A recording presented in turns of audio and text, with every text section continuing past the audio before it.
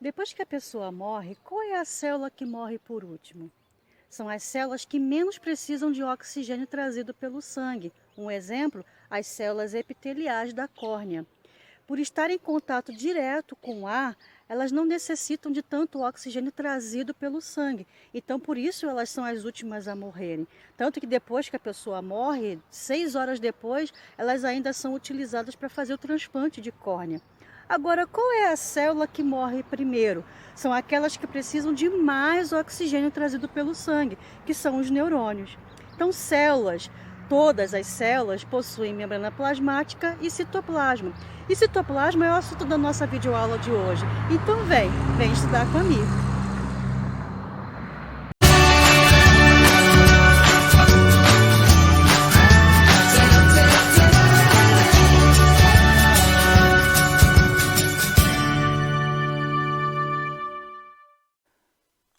Bom, até aqui nós já vimos tudo sobre membrana plasmática.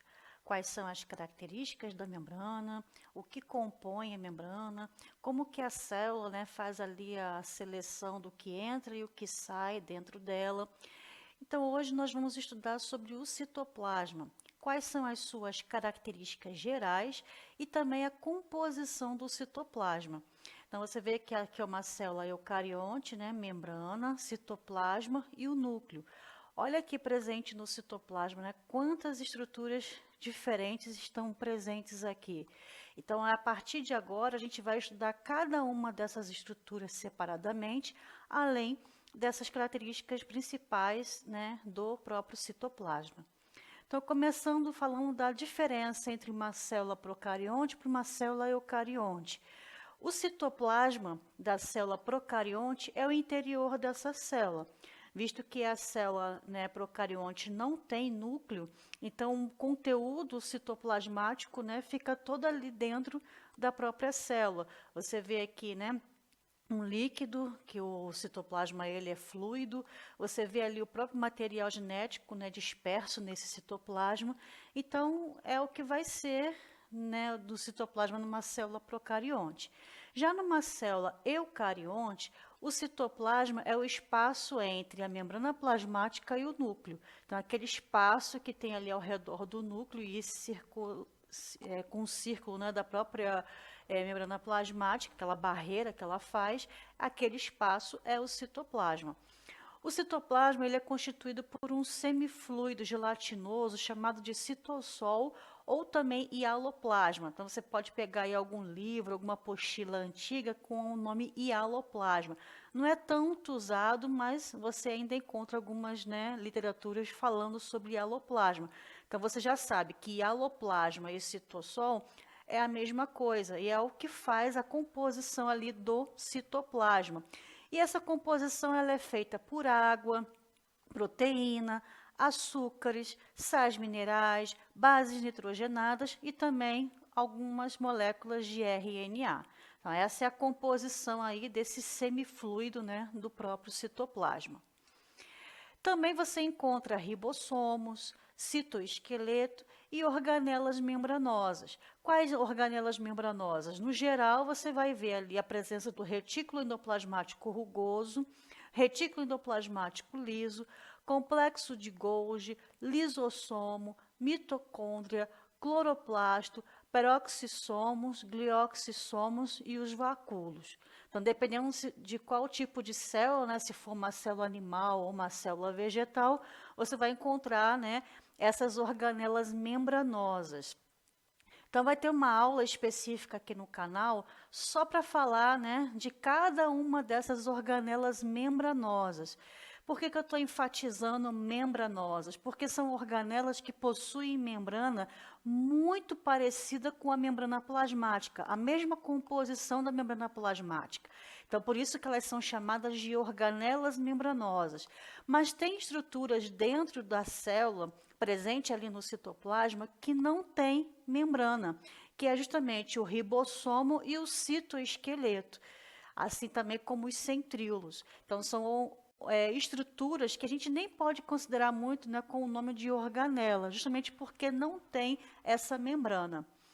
As organelas, elas criam compartimentos dentro da célula. É como se você olhasse para uma célula, ela fosse um grande labirinto, com vários compartimentos ali. E isso acaba sendo uma vantagem para uma célula eucarionte, que tem várias organelas, né, com vários compartimentos, porque isso ajuda, né, a que aconteça ali várias reações químicas que são incompatíveis, mas que estão acontecendo ao mesmo tempo, porque cada uma está ali, né, protegida por essas organelas em um compartimento diferente. Então, essa é uma vantagem, né, de criar esses compartimentos. Já ao contrário, uma célula procarionte, uma bactéria, por exemplo, esse processo é atrasado, por quê? Porque o metabolismo da célula vai ser muito lentamente processado devido a ter que esperar uma reação química acontecer por vez. Então, já numa célula eucarionte com aqueles compartimentos, reações químicas que são incompatíveis acontecem ao mesmo tempo. Numa célula procarionte, não tendo esses compartimentos, então a reação metabólica ali, né, a reação química, tem que acontecer uma de cada vez, porque são a maioria delas incompatíveis, então esse processo não iria acontecer ao mesmo tempo. Né? Então, uma vantagem, né, de se ter várias organelas criando esses compartimentos é em relação a essas reações químicas estarem acontecendo ao mesmo tempo. Então, agora a gente vai falar um pouquinho sobre essas estruturas que você encontra dentro do citoplasma de uma célula. Independentemente da célula ser eucarionte e ser procarionte, os dois tipos de célula têm ribossomo. Então, você encontra ribossomo dentro de uma célula procarionte, uma bactéria, por exemplo. Você também encontra ribossomo dentro de uma célula eucarionte, e você também encontra o ribossomo aderido a alguma estrutura, como o retículo endoplasmático, a carioteca, por exemplo, ou também você encontra esse ribossomo dentro de alguma outra organela, como é o caso da mitocôndria e do cloroplasto, que tem os seus ribossomos próprios. Então, o ribossomo é uma estrutura que você encontra independentemente de qual tipo de célula. Mas não é toda a célula que possui, por exemplo, citoesqueleto, centríolos e centrossomos. E todas essas estruturas que estão mencionadas aqui são estruturas que não possuem membrana. Então, em alguns livros, né, você encontra essas estruturas chamadas de organelas não membranosas, mas elas não são nem consideradas como organelas, pela falta justamente da membrana. Então, o mais correto a dizer é que são estruturas citoplasmáticas, que você encontra no citoplasma das células, tá, ok?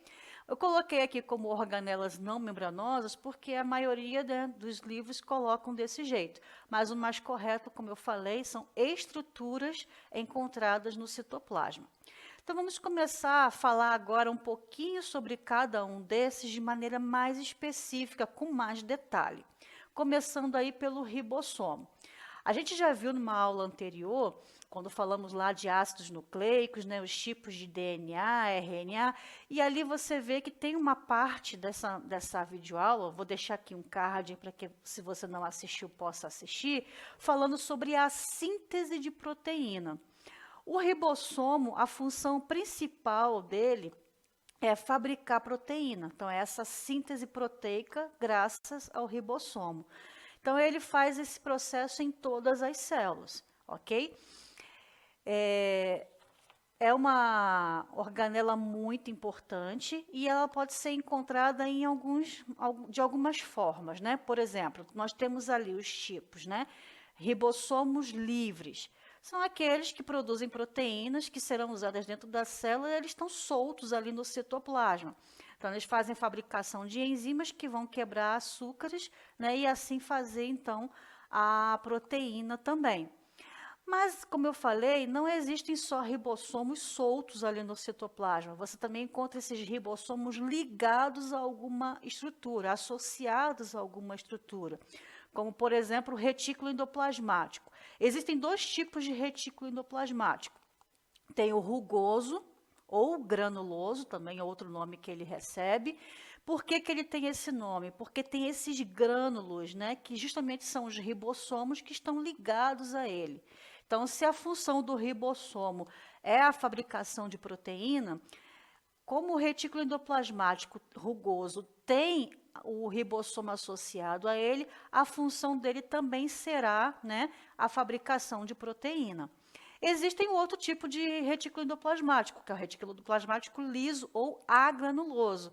A função dele já não é produzir proteína, porque ele não tem ribossomo ligado a ele. Então, ali vai ser outra função, que no caso vai ser a fabricação de lipídio. Mas isso a gente vai ver com mais calma na próxima videoaula, quando eu falar sobre essas organelas membranosas.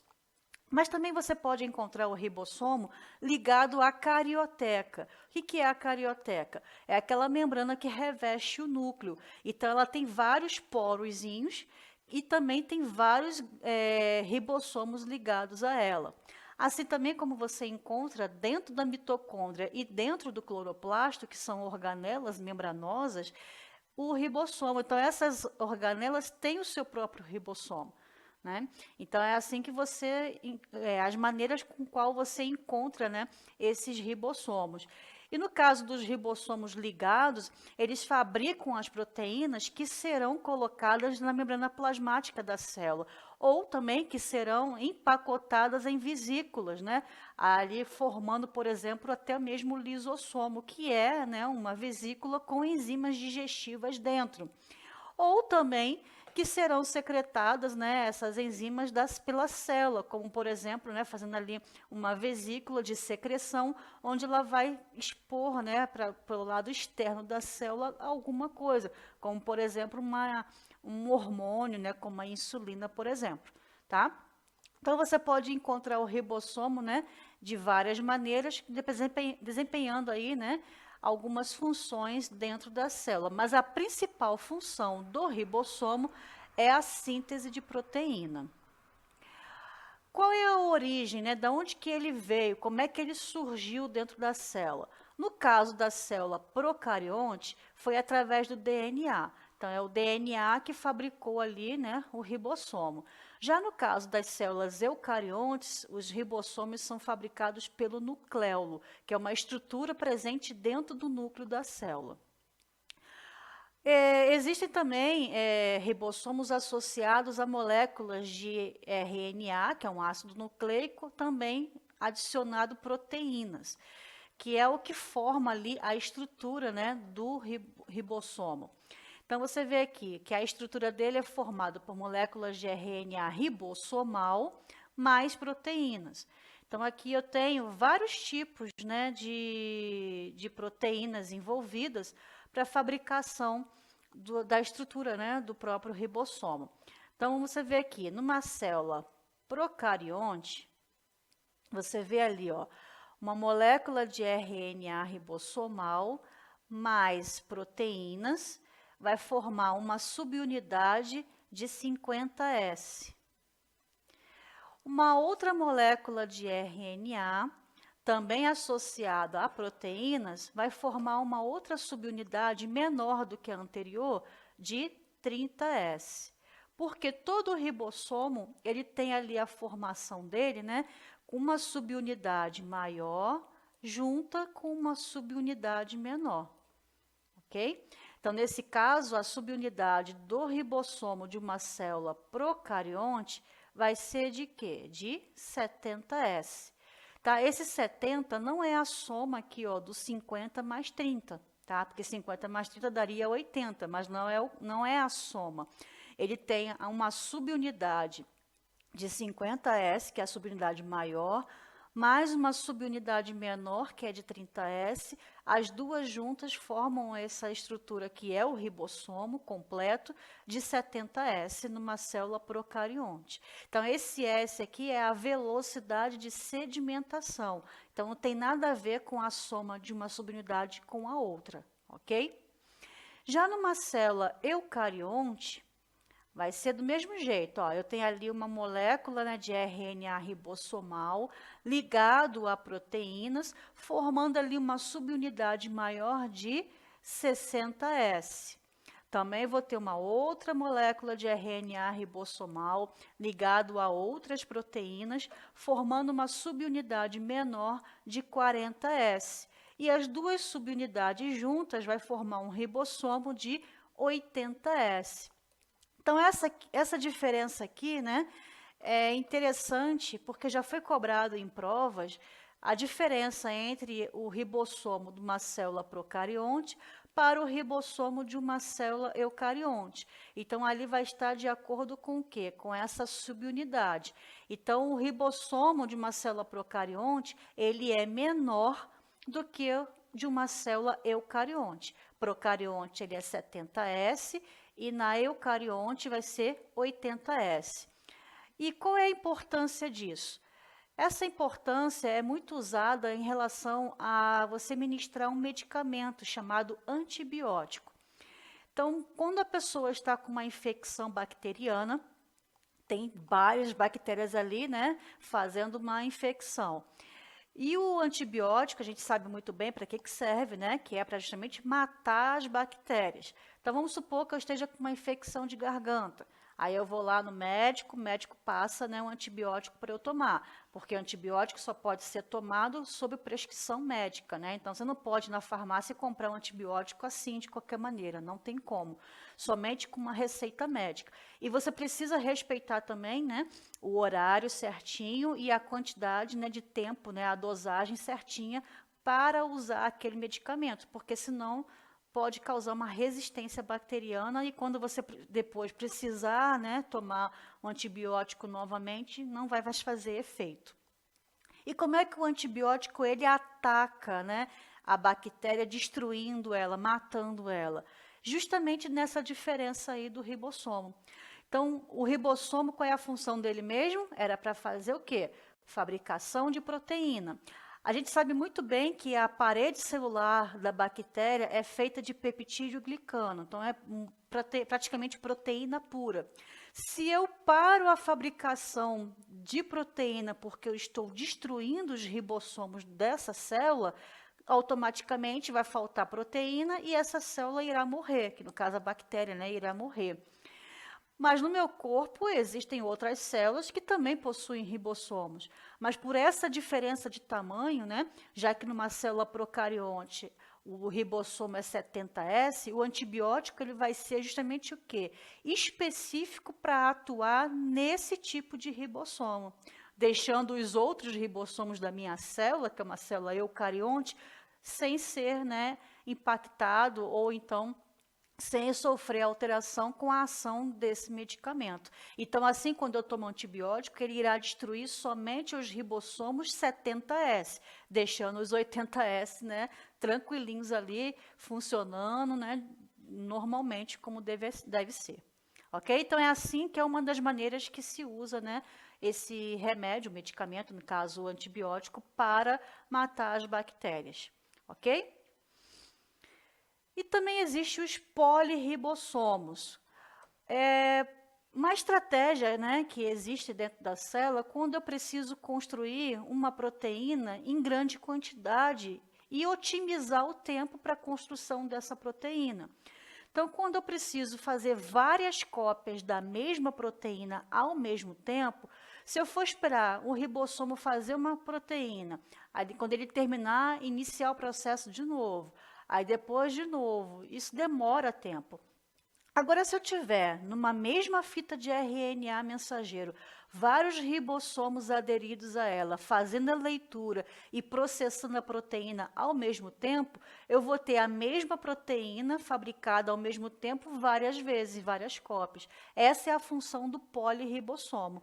Tá? Então, em uma fita de RNA mensageiro, com vários ribossomos ligados a ela, para, né, fabricarem juntos, né, fazerem juntos a leitura daquela fita de RNA e fabricarem, então, assim, as proteínas. Então, isso vai otimizar o tempo. Eu vou ter várias proteínas, né, do mesmo tipo em pouco tempo.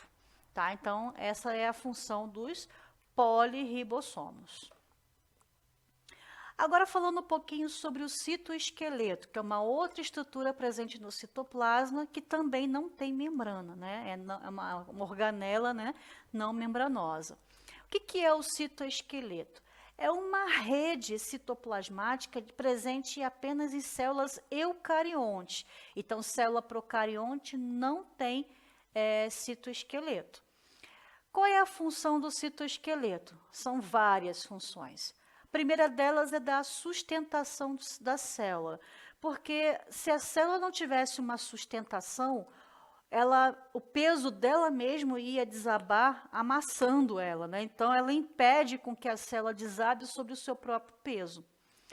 Assim também como a manutenção do formato da célula e também a ancoragem. Então, essa ancoragem serve para ficar ali, fixar, né, uma organela no mesmo lugar. E quando essa organela precisar se movimentar dentro da célula, o próprio citoesqueleto também oferece a função de mobilidade. Então, você vê aqui nesse GIF aqui em cima, né? Então, você vê ali a base, que é o citoesqueleto. Então, isso aqui é o citoesqueleto. E a organela, né, está usando ele como ponte, ó, para se locomover dentro da célula. Então, ao mesmo tempo que ele serve para ancoragem, se ela quisesse ficar parada fixa nele, ao mesmo tempo vai servir, né, como se fosse uma ponte para a sua locomoção. E assim a organela dentro da célula consegue se movimentar, né, pegando aí, né, o citoesqueleto como um caminho. O citoesqueleto também é responsável por formação de cílios, flagelos e vesículas fagocíticas. Então, cílios, um exemplo de um lugar que tenha cílios, né? Então, você vê aqui na própria traqueia, né? As células que fazem parte do epitélio da traqueia são ciliadas. Então, cada célula vão ter ali vários cíliozinhos. E qual é a função desses cílios? Justamente prender ali, né, o muco, que pode vir com, às vezes, alguma impureza da respiração e fica grudado ali, para depois você ter como expulsar, né, que é o famoso catarro, né? Então, esse muco ele vai ficar ali preso e algumas impurezas que você, devido à respiração, pode ter, né, entrado dentro do seu corpo, fica grudado naquele muco que depois você consegue, né, expulsar ele do seu corpo. E no caso do flagelo, né, temos aí o famoso, né, espermatozoide, que é uma célula flagelada, no caso nos animais.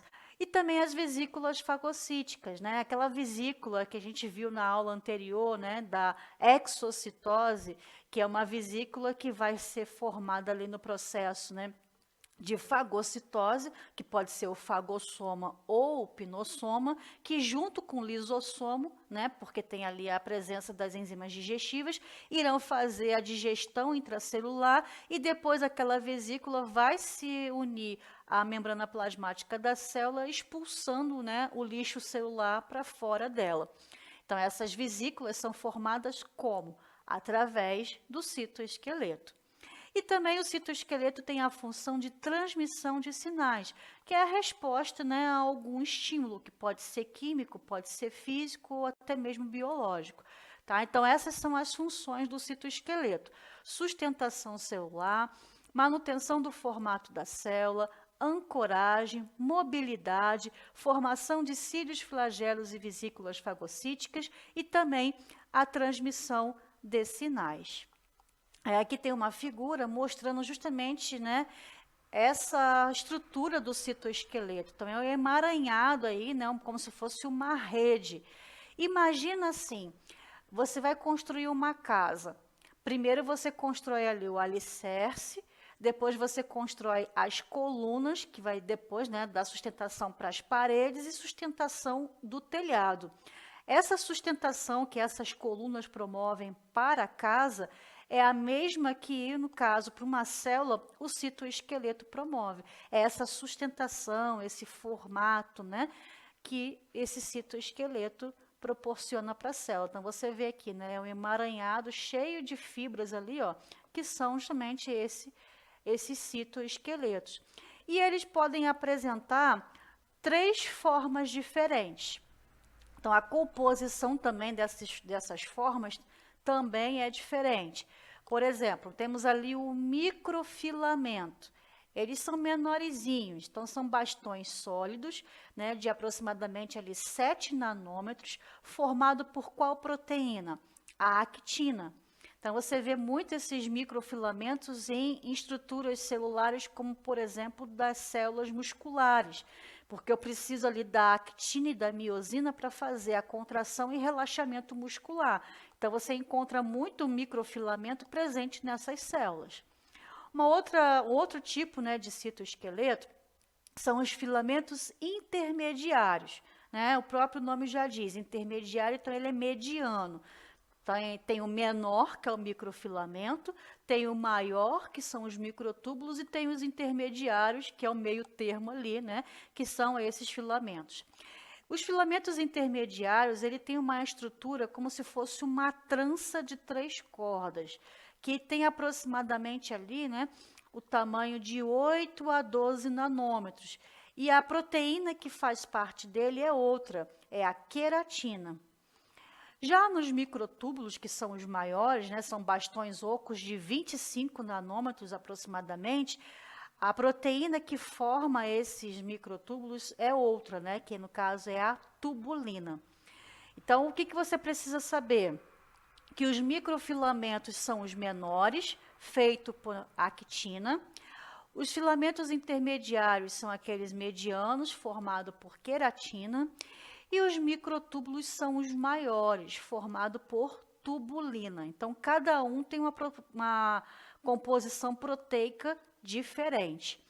Os microtúbulos, eles são dinâmicos, sustentam e modelam a célula, dá movimentação às organelas e também ancoragem, como a gente viu, né, anteriormente, e formam ali os cílios e flagelos. Então, eles são muito, né, envolvidos ali na construção das células. E agora falando um pouquinho sobre os centríolos e também o centrosomo. Então, aqui na figura você vê, né, essa estrutura aqui são os centríolos. E em volta dos centríolos na célula tem uma região chamada de centrosoma. Tá? Então, os centríolos são esse parzinho aqui, ó, dessa estrutura, e em volta você encontra ali o centrosoma. Então, o centrosoma ou centrosomo é a região da célula onde os microtúbulos são formados. Aqueles microtúbulos que a gente acabou de falar, ó, esses aqui, formado por tubulina, que tem todas essas funções aqui, tá? Então, aonde que eles são formados? Justamente aqui no centrosomo, que é essa região que fica ao redor aqui dos centríolos. Dentro do centrosomo, né, nós temos ali um parzinho de centríolos. E eles são feitos por 9 trincas, né, de microtúbulos. Então, você vê aqui, ó, 1, 2, 3, 4, 5, 6, 7, 8 e 9. Então, você vê 9 trincas. O que é trincas? 3, como se fosse um conjuntinho de 3 canudinhos, né? De 3 em 3 até formar a quantidade de 9. Então, essa é a estrutura aí do centríolo. E qual é a função do centríolo na célula? Ajudar no processo de divisão celular. Também é um assunto que a gente vai falar um pouquinho mais à frente, com mais, né, detalhes. Então, já guarda essa informação, que os centríolos eles são usados na hora que a célula vai se dividir. Então, ele tem ali, né, a responsabilidade de fabricar as fibras do fuso, que justamente são essas fibras que vão auxiliar na movimentação dos cromossomos durante a divisão celular. Então, eu tenho ali uma célula, por exemplo, com 8 cromossomos, e se uma célula vai se dividir ao meio, então ela vai ter a quantidade de 4 cromossomos para uma e 4 cromossomos para outra. Então, essa divisão, né, puxar o cromossomo para cada célula que vai ser formada, é função de quem? Do centríolo, tá? Mas isso a gente vai ver com mais calma para frente, ok? Aí aqui tem uma outra imagem, né, mostrando melhor aí esses centríolos. Então, você vê aqui que é um parzinho, né, com 9 trincas de microtúbulos. Ao redor aqui você encontra o centrosomo, que é o que fabrica justamente esses microtúbulos que compõem aí, né, os centríolos. Além da participação na célula para fazer a divisão celular, os centríolos também possuem outra função, que é a função também de fabricação de cílios e flagelos na célula, tá? Porém, quando ele está desempenhando essa função, o nome dele muda. Ele passa a se chamar corpúsculo basal. Então, eu tenho ali o parzinho de centríolos ajudando a célula na hora da divisão celular. Então, ali ele vai ser chamado de centríolo.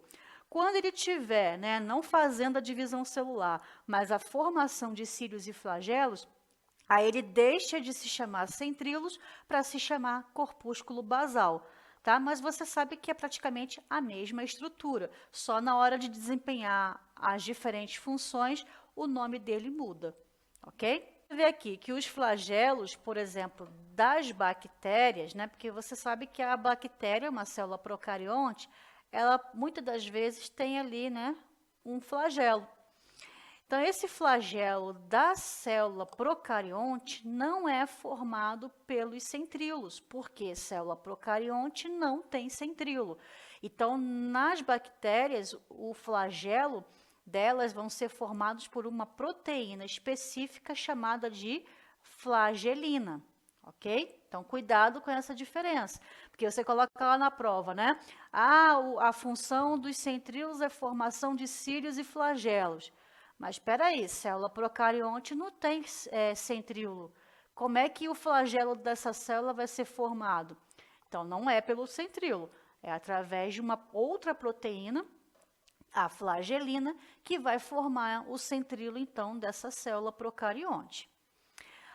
A divisão celular nas plantas é do tipo acêntrica, ou seja, não tem centríolo, e do tipo anastral, ou seja, não tem centrosomo. Ué, você acabou de dizer que os centríolos são responsáveis aí por ajudar, né, na divisão celular, na movimentação dos cromossomos. Célula de planta também se divide.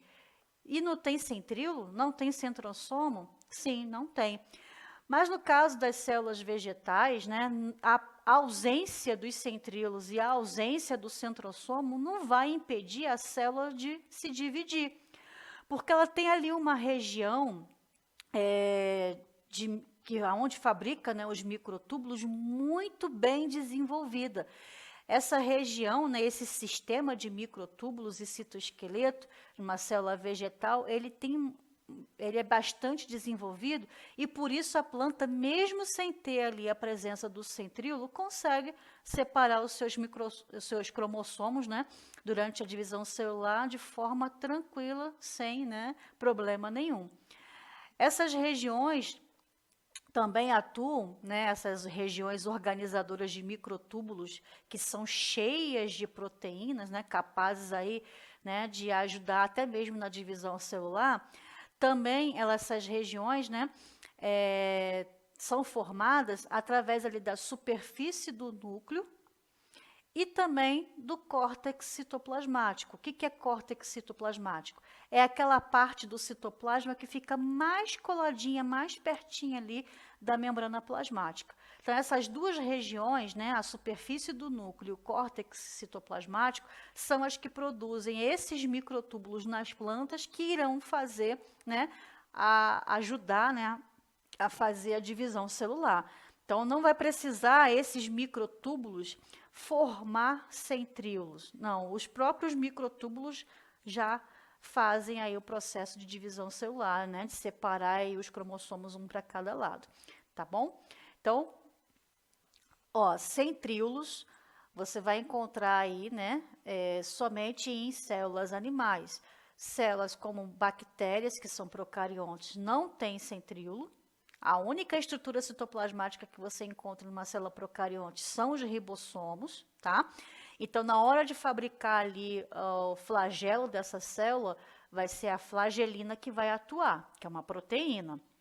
No caso das plantas, também não tem, né, a presença aí, no caso dos centríolos, tá? No caso, vai ser os microtúbulos que irão fazer aí o processo de divisão celular. E esses microtúbulos são formados aí, né, justamente pela superfície do núcleo e o córtex citoplasmático. Algumas células de planta, por exemplo, as briófitas e as pteridófitas, porque o seu gameta masculino, que é o anterozoide, é flagelado, então essas são exceções.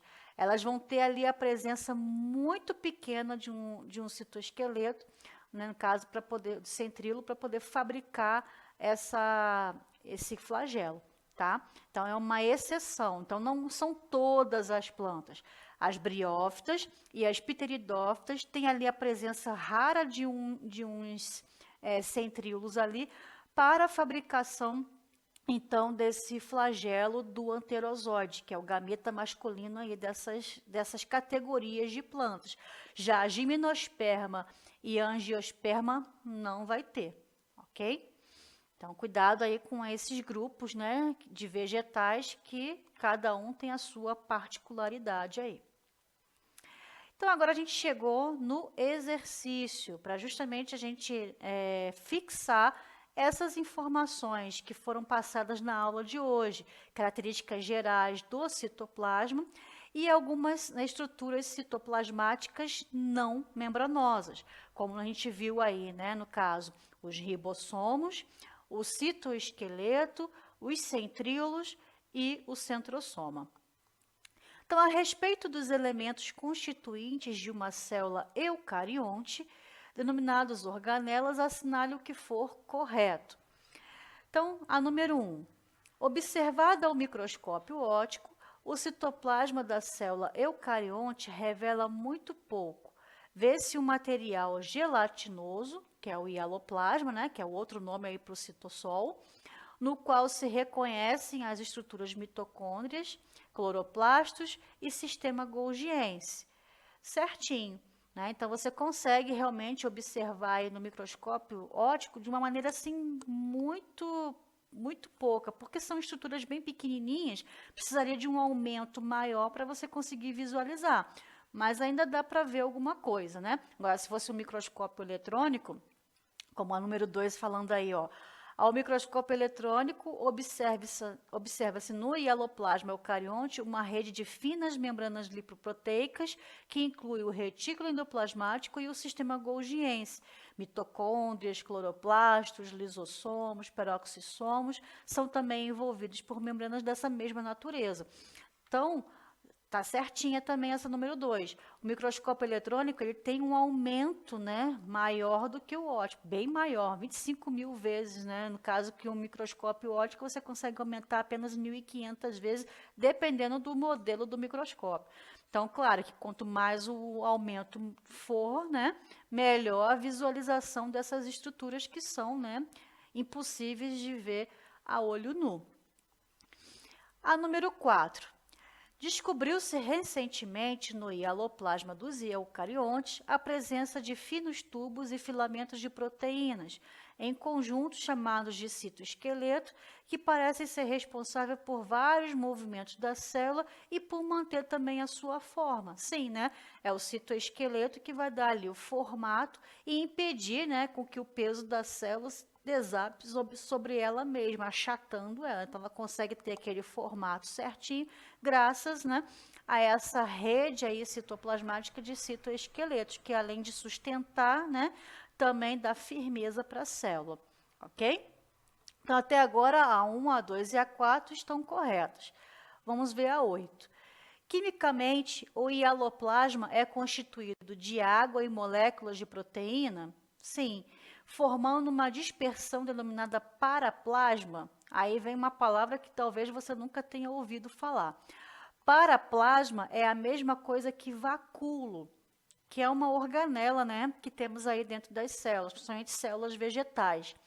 Só que o hialoplasma, ele não é só constituído de vacúolo, existem outras, né, estruturas citoplasmáticas ali.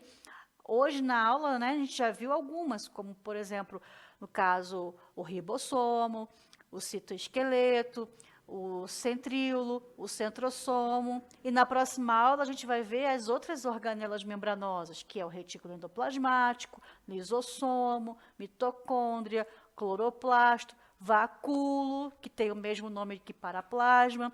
Então, não é só vacúolo, né? Tem muitas outras estruturas envolvidas ali. Então, essa número 8 não está correta, porque fala que só tem paraplasma. Não, né? Tem muito mais do que isso. E lembrando que paraplasma é a mesma coisa, né, que vacúolo. Então, como essa questãozinha aí é uma questãozinha somatória, né? 4 com 2 e 1 dá 7. Ok? Então, se essa aula foi útil para você, deixa aí o seu like, se inscreva no canal se você não é inscrito. No Instagram também você pode me seguir, que é o mesmo nome aqui do canal, né? Professora Michele Arruda. Obrigada por estar comigo até aqui. Um grande abraço. Tchau, tchau.